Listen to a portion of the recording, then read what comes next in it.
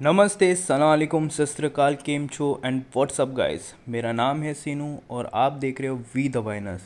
सो आज हमने horror series की वीडियो लाई है, शायद आपको पसंद आएगी। So let's start the video.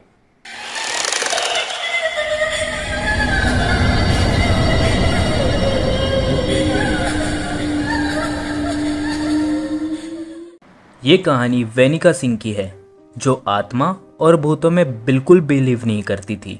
पर उसके साथ कुछ ऐसा हुआ जो बहुत चौंका देने वाली घटना थी और उसी वेनिका की ज़िंदगी बदल गई।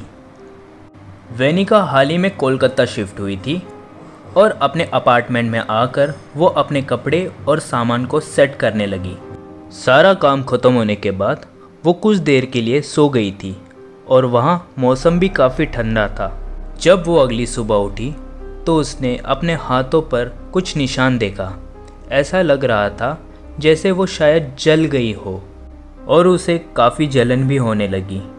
तो वो जल्दी से उठ के फ्रिज से आइस निकालकर अपने हाथों पर लगाने लगी। कुछ समय बाद उसे ऐसे लगा जैसे किसी ने बहुत कसकर उसकी कलाई पकड़ी है। उसे थोड़ा अजीब लगा तो वो पास ही एक डॉक्टर को दिखाने गई और डॉक्टर ने कहा कि ये 2-3 दिनों में ठीक हो जाएगा। जब वो डॉक्टर को दिखा के घर वापस आई तो उसके घर के दरवाजे के सामने एक पेपर में कुछ लिखा था। उसमें लिखा था, हम आ रहे हैं। ये देखकर वो तुरंत घर के अंदर भाग गई और डर के मारे सो गई। अगले दिन जब वो उठ गई तो कोई दरवाजे पे नॉक कर रहा था। वो पहले से ही बहुत घबराई हुई थी और वो अपने मम्मी पापा को फ़ोन करने लगी, पर किसी ने फ़ोन नहीं उठाया। और बहुत हिम्मत करके उसने दरवाज़ा खोला और उसने देखा कि उसके मम्मी पापा उसके सामने खड़े थे।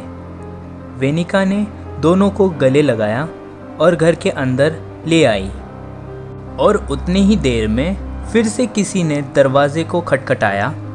जब उसने दरवाज़ा खोला तो 2 पुलिस वाले दरवाजे पर खड़े थे और उनमें से एक पुलिस वाले ने कहा, क्या आपका नाम वेनिका सिंह है? जी, मैं हूँ वेनिका, पर हुआ क्या है? सॉरी मैम, आपके पेरेंट्स का कार एक्सीडेंट हो गया है। अब वो इस दुनिया में नहीं रहे। ये रहा उनका वॉलेट और एक लॉकेट।